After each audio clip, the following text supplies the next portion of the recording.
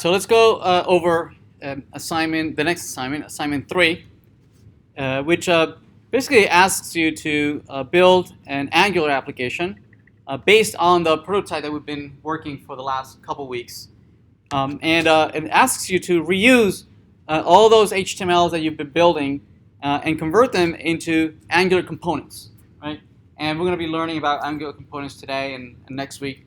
And out of each one of those templates that you build, the website list, website new, widgets and pages and all those, each one of those, they will be the template of these components.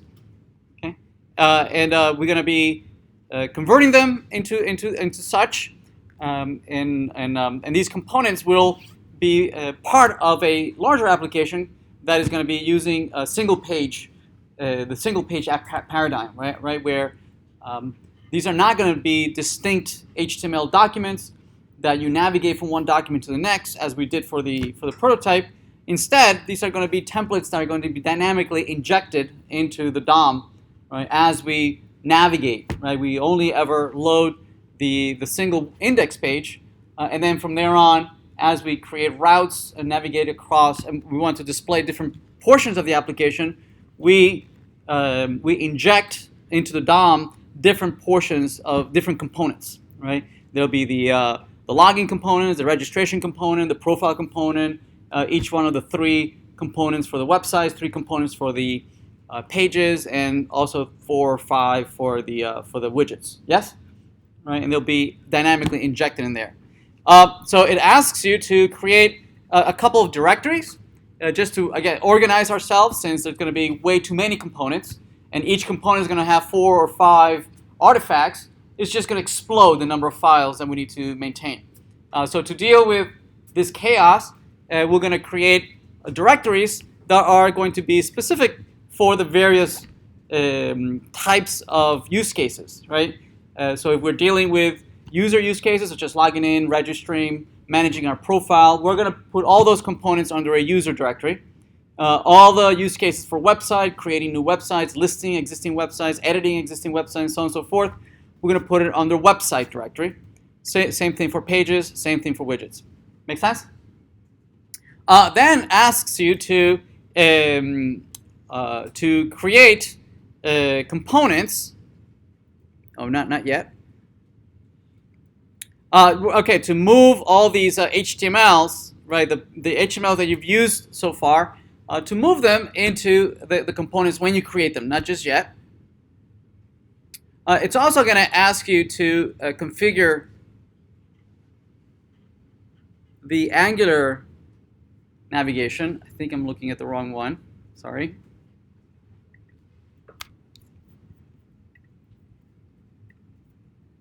Where is it?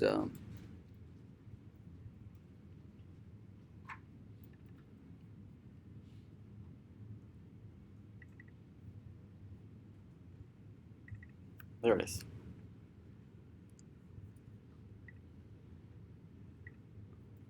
Okay, I'll update the link. All right, so you're going to be creating directories, page, widget, website, and user, one for each one of the category of use cases. And in each one of them, you're going to be creating components. Out of each one of the 3 HTML that you had earlier, login, profile, and register, each one of those will become a distinct component. Same thing for the website list, website new, website edit. Each one of them will become a component. Okay, Angular is all about components, all about reusable components, right?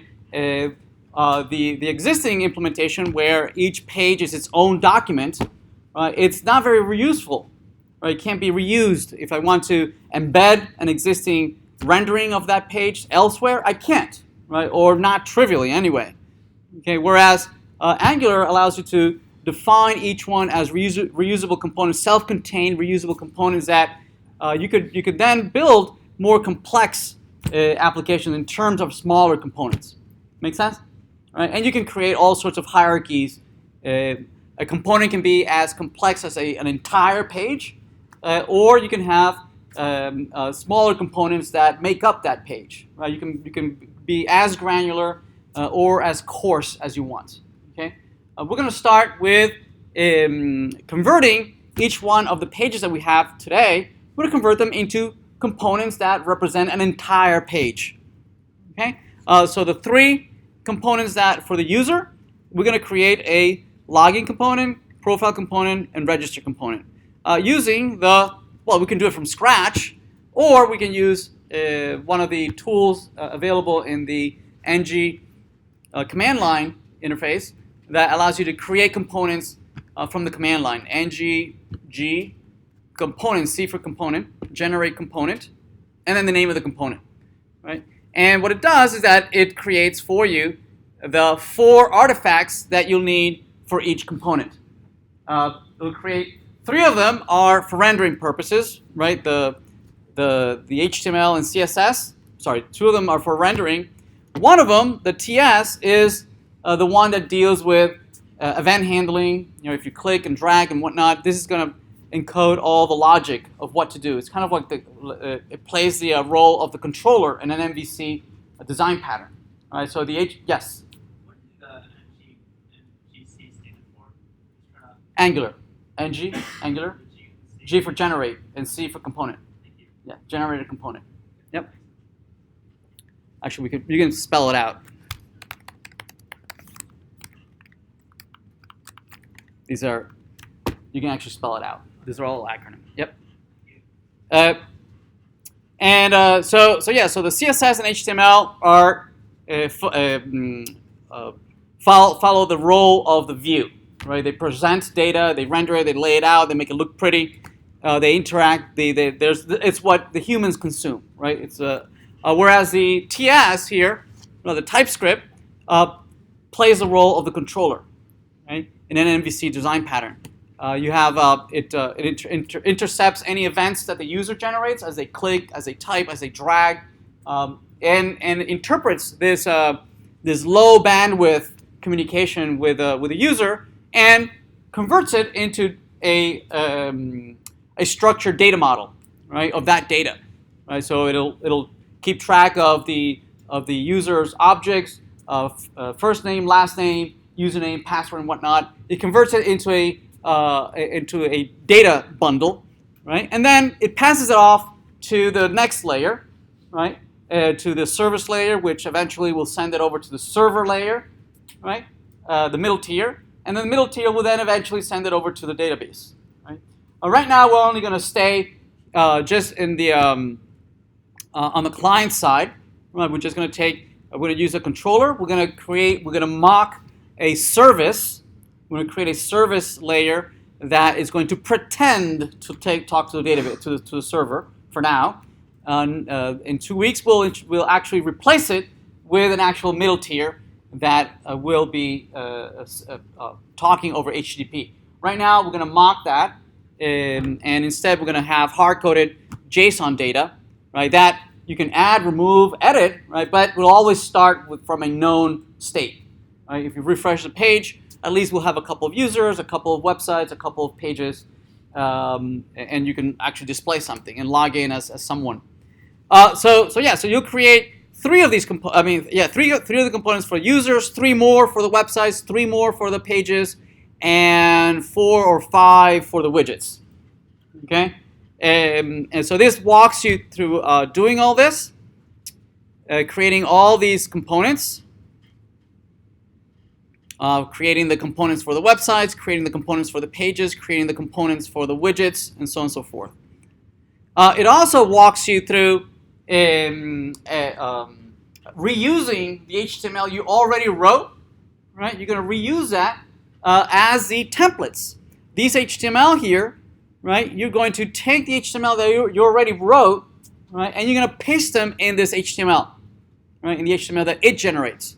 It generates a dummy content for the HTML, right? Just to test that it works. Okay. So you're going to replace that content with your content. Okay. With the caveat that the documents that you wrote were intended to be standalone HTML documents. Yes. Right. That you navigated from one page to the next and to the next and so forth. Here, because it's a single page application, right? These can't be entire, full, standalone HTML documents, okay? Because they're going to be injected into a larger document, right? The single index page, right? Which already has the HTML tag, already has a header, already has a body tag, yes? Right? Instead, yours need to be snippets of HTML that can be injected into the index page, yes? So we're going to edit you're gonna throw away the top 10 lines of the HTML documents that has the header and the links and the meta tags and any of the title, any of the links to the CSS, any JavaScript that you might have in there. Remove the body, and only what's in the body you're gonna keep. Yes, makes sense. All right. And so that's what you're going to keep. And as you progress, you will be refactoring that HTML a little bit, right? Where you had a list of websites, of 4 or 5 websites, you're only going to keep just one of them, right? Because you're going to use that one as a template that you are going to dynamically copy and paste, right, from some data model. Right? There will be a data that has an array of objects, right, that you're going to bind to this one template that as you iterate over the array is going to copy and paste that same li over and over and over. Make sense? Right? So you're going to keep it as a template. Right? How is it going to render? And it's going to be rendered when you give it an HTML data to render. And we'll learn how to do that today. Let's see. Okay. So the next step it will be, well, if since this is going to be a single page application, and we're never going to leave the index page, right? That's the only one page that the browser loads. Yes, we need to configure the navigation, because we're not going to be using the normal navigation, right? The standard default navigation of clicking hyperlinks and leaving the page to go to another page. We're not going to do that, right? So instead, we're going to hijack that mechanism, and we're going to override the default mechanism and say, no, as you click over links, we're not going to leave this page. Instead, I'm going to intercept your clicks, right? I'm going to convert them into, let me go fetch that snippet, right? And I'm going to replace what you're looking at right now. I'm going to replace it with some other snippet. Make sense? Right? So I'm going to, instead of showing you the home page, I'll now show you the login page or the registration page or the profile page. Well, I shouldn't call them pages, right? Because they're not pages anymore. I'll show you the login snippet. I'll show you the registration snippet, right, of HTML. Make sense? Right? So to do that, we're going to have to configure routing. Right? How is it that we're going to configure the navigation from one place to another? And here we give you the beginnings of that configuration. All right, we're going to go over this and how to do this. And I have a hello world example that we'll go over today just to understand how it works. But basically, we're going to intercept all these changes in the URL. Right? And as the URL changes, we're going to load different components. The login component, the registration component, the profile component, as the URL changes on the at the top. Okay, without actually leaving the index page. Everybody okay? All right, we'll go over how to do that. And this asks you to follow this pattern, right? If the URL has this pattern, this is the component that should show. If it has this pattern, this is the component that should show, and so on and so forth. Okay? One of the takeaways of the way this is organized, right, is that if you'll notice, as you navigate deeper and deeper into the website, right, the URL becomes longer and longer, right, and it's keeping track of the current user ID, then it keeps track of the current website ID, and then as you navigate into a particular page, it keeps track of the current page ID that it's being rendered. Once you go into a particular widget, it displays the widget ID, but keeping track of the path, right, that it has followed. Right? You've started from a particular user, then you've navigated to the websites of that user, then to a particular page of a website, and as you choose a page, then you go on to the widgets of that page. Yes? Right? So presumably, this hierarchical structure would allow you to navigate the entire data set. Right? One particular path, unique path, tells you what is a unique state of the application. Yes? And all possible states of the applications can be encoded with this path. Everybody okay? Right? That's one of the key features of what's sometimes referred to as a RESTful application, right? Where the URL uniquely identifies the state of the application. If you give me a state, right, I can always re-render this, right, at whatever state that application was given that encoding. Make sense? Also, the fact that we are encoding it using the URL. The URL always tells you where you are. You should be able to copy this URL, send it off to someone, they click on that URL, and they would see exactly what I'm seeing. Right? Now, that's obvious and trivial when it's a static page. Right? Obviously, the same URL would render the same page.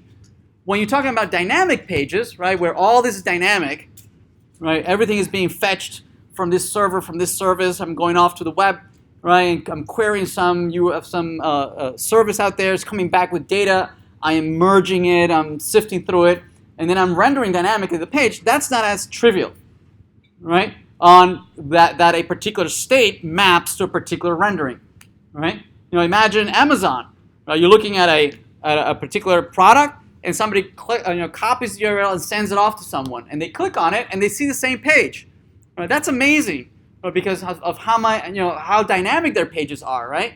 They're looking at the product, the user ratings, any reviews, all similar products, everybody who has bought this. All those are all dynamic queries, right? That are hitting how many services and databases and statistics and all this, and two people are looking at the same exact content, right? So yeah, it's non-trivial, and that's the point of this exercise, right? Learning how is it that we do that, encode state and re-render the same thing. Okay, so this asks you to implement the routing, and this gives you the start example on how is it that routing is configured. We'll go through a very, very simple example first before we delve into this. Yes? When we are navigating, let's say, user website page widget, yep. and then someone clicks the profile icon. Yeah. Does it change the URL or do yep. you append the profile in the back? No, it should go back to user / and then user ID. Yep.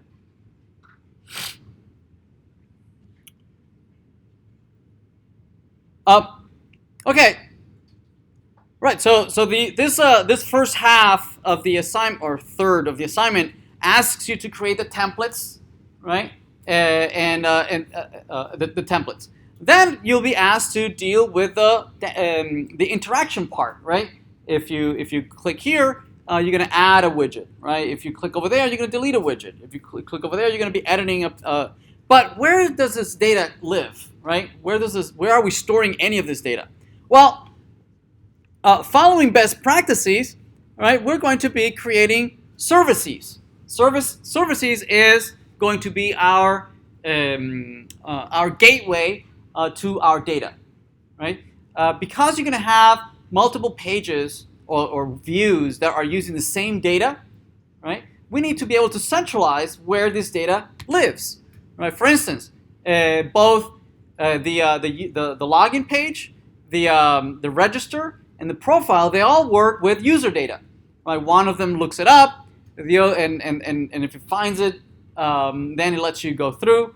The other one, the registration, looks it up. If it's not there, it creates a brand new one, and then it lets you go to profile. The other one allows you to look up a particular person and then edit that person. So they all deal with user data, right? So and usually for any type of data, you can always come up with just a handful of operations that you can possibly do.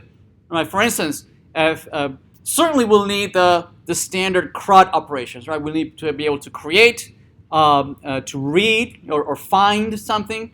We'll need to be able to update and delete. Right? Those are the the four classical operations that we would need for any type of data. Right? For websites, for pages, for widgets, for users. Well, we're going to need the CRUD operations, at least those. Right? In addition, for users, we might need also, well, look them up by username. We'll need to look them up by username and password, by credentials, yes? Those are other operations that we might need, right? One that we might not need for now, anyway, is find me all the users. Because it's not a realistic use case, right? Up to this point, we haven't prototyped anywhere where we need a list of all users. If we would prototype maybe an admin page, then maybe it might make sense. From an admin page, maybe yes, I want to list all the users. Up to this point, we don't have that use case, so we're not going to look at it just yet. We'll come back to this a little later when we talk about security and using and managing users. We'll come back to that use case. So the user service is going to encapsulate those use cases, right? So creating users, removing users, updating users, finding users based on different criteria.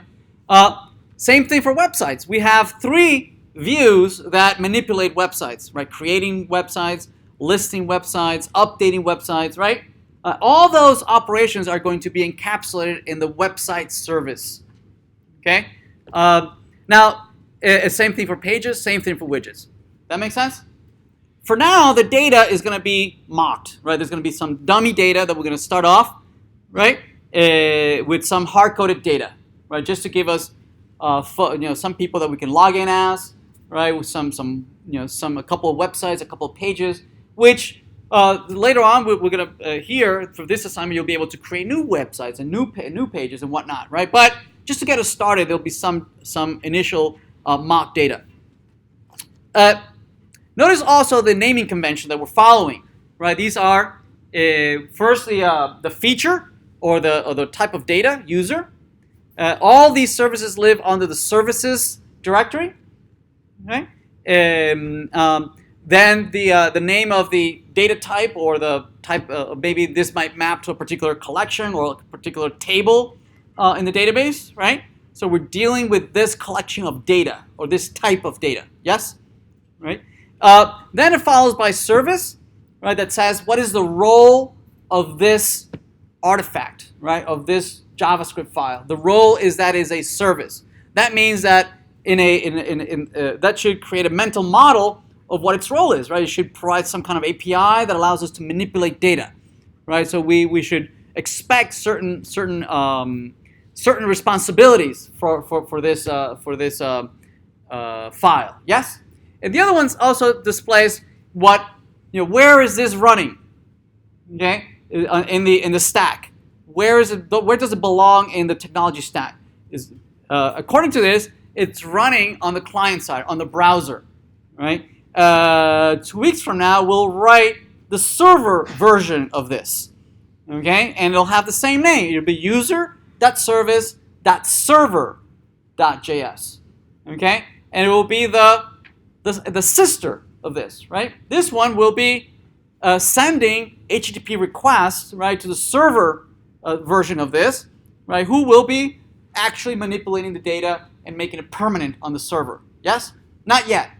This week we're just going to work with dummy data in these services. Make sense?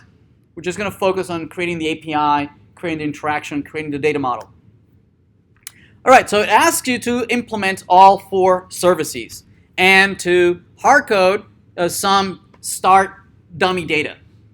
Right? So inside of the service, you're going to create mock data for 4 users: Alice, Bob, Charlie, and Janunzi. Okay? And they're going to be represented using this JSON representation, JavaScript object notation, which is an array of 4 objects. Each object has they all have the same schema. They all have IDs, username, password, first name, last name. There are a couple of other attributes that I didn't include, like email, phone numbers, and whatnot. Feel free to add them, right? Because I believe the profile asks for emails and whatnot. I didn't add it just because it was so laid out so pretty. I didn't want to ruin my layout here. But please feel free to add all the other attributes with the correct data type. Okay. All right. So this is asking you to create the following API for the services. So your API should provide functions to be able to create a user, where you pass a user instance object into the function. Here's an update user. You give the user ID and the new values for that user, maybe a new name, a new last name, a new whatever. Okay, or delete the user. You provide the user ID and you remove the user from the array. Right now, we're going to do operations on the array. Next week or the following week, we'll actually be doing operations on the server. For this week, right, we're just going to do operating on local arrays. Okay, so this create basically is just going to push this new instance into the array, right? This update is going to look up that user in the array, is going to update it, and then just leave it in place in that array. And this one is going to splice the user from the array. Make sense? These three finder methods, right? They are read operations, right? They look up values or objects from the array with different criteria. This one is by ID, right? Give me the user ID, and I'll return a user instance. This one's by username, and this one is by username and password, right? This one's going to be useful.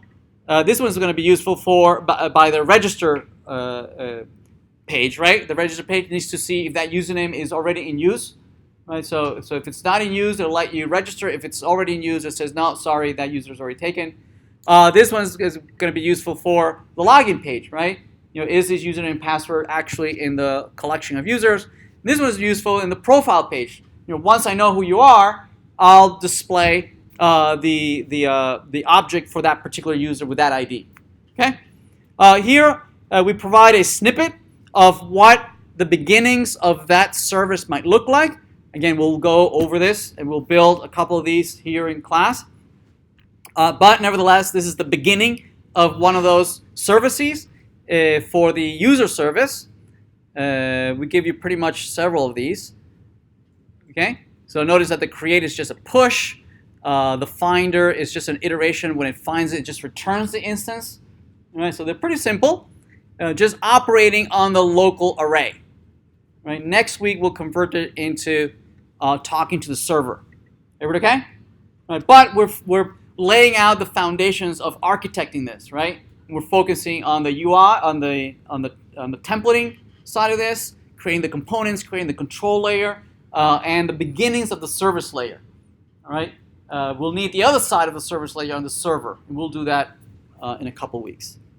Then you have the same thing for the website. Again, you're going to have a service just like this one, similar to this one, but for the website. And you're going to be hard coding these websites: Facebook, Twitter, Gizmodo, and so on and so forth. And these are the unique identifiers for those websites. And this is a foreign key referencing who built these, what developers created these websites. Yes, right. So that you can answer the question, hey, so and so is logged in. Give me the websites for the current person who's logged in. Yes, right. And the description is just some static text. Again, so this is going to be the API. Create a website, and we'll need to give you the owner of that website, right? Meaning a website does not exist outside of the context of a user, of a developer. A developer builds a website, so I need to tell you the developer, and then the actual website object. Then I need to be able to retrieve a website for a user, right? I need to retrieve a particular website by its ID, right? This will allow me to render the websites in the website list. Yes. Right, if I know who you are, I'll be able to retrieve your websites. If you click on a particular website, I'll be able to go to the edit page. Yes, right. This will allow me to retrieve that one particular website by its ID, and then I can update or remove the website. Everybody okay? Yes. So when you create a website, Yep. Right. So the website, you'll say website dot developer ID is equal to that user ID. So how One, can you find the website by the website on each tool? which one? In create? The third one. This one. Yeah. So all these have IDs. So each website has its own ID, unique identifier. Right. So I can retrieve. So for instance, if I ask you by ID and 456 is logged in, I would return these three. So this row represents the website. Each row represents one website. Yes. Yep. Yep. Okay. So page service, same thing.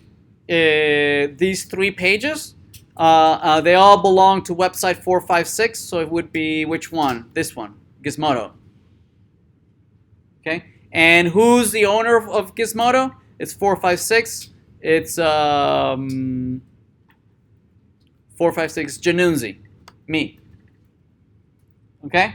So if you log in as Janunzi, you'll be able to see a couple of websites. If you click on Gizmodo, you'll be able to see 3 pages. Right? Okay. If you now log in as anyone else, you might not see much. All right. You're welcome to add more pages, more websites, add more data.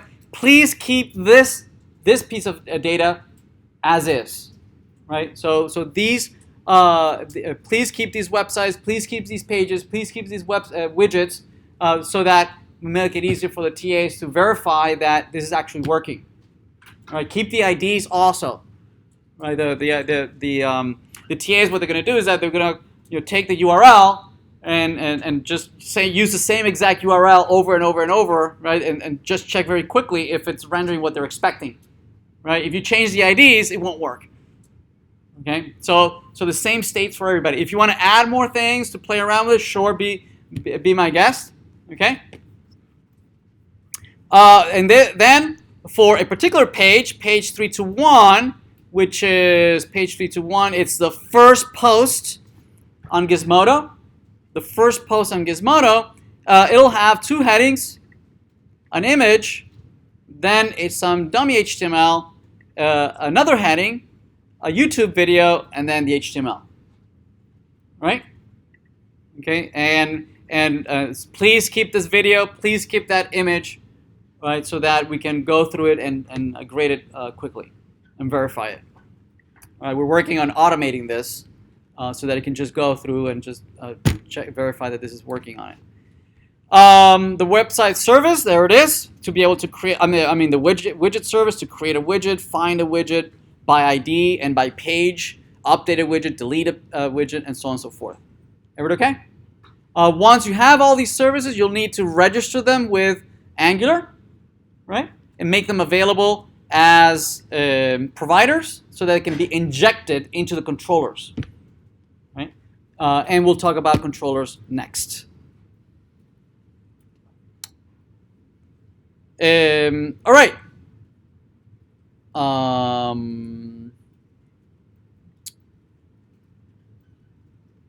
Okay, so now it'll be creating the controllers. Right? The controllers are going to be implemented as Angular components, right? That are for each HTML there'll be a TypeScript file, right? That will be responsible for providing the data that will be rendered, and also will be responsible for interacting with the user as the user clicks and drags and types. So each one of the components will look something like this. This is the simplest of components. Right? They all start off like this, referencing their HTML template, referencing their CSS, having an empty constructor, and an init function. So all components start off like this, right, with not much in there. You'll need to bind, right, different properties, such as, for instance, in the login, you'll need the username, you'll need the password, right? Those 2 fields you'll need to put in there, and be able to send data to the login page, or send data to the profile page, or send data to the website list, right? And components allow you to do that. Send data for rendering and receive data back from forms as you interact with them. Okay, we'll go over each one of these. These are just showing you some examples on creating a very simple template, a very simple component to interact with this trivial template, allowing you to showing you how you can render data on that component, how you can listen to incoming events, how to bind it, bind data from the template back to the controller, and how to bind it two ways, right? So that if you type something on the controller, the component knows about it. If the component can send data, both ways can interact. So this gets you working initially with the login, showing you how to create a little form for the username and the password. Gets you started on that. Gets you started on the login component to receive username and passwords. It also gets you working on the edit pages for the page edit, the widget edit, and the website edit.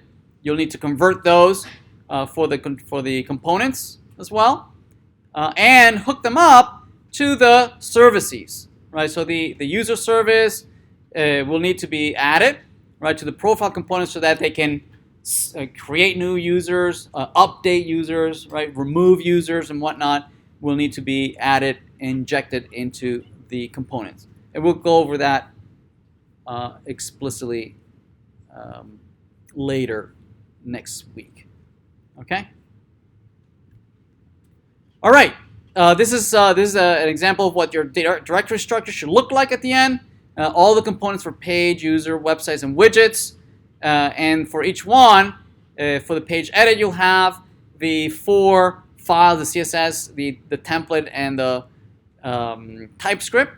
For the page edit, same thing. For login, same thing. For website edits, the widget edits, and whatnot.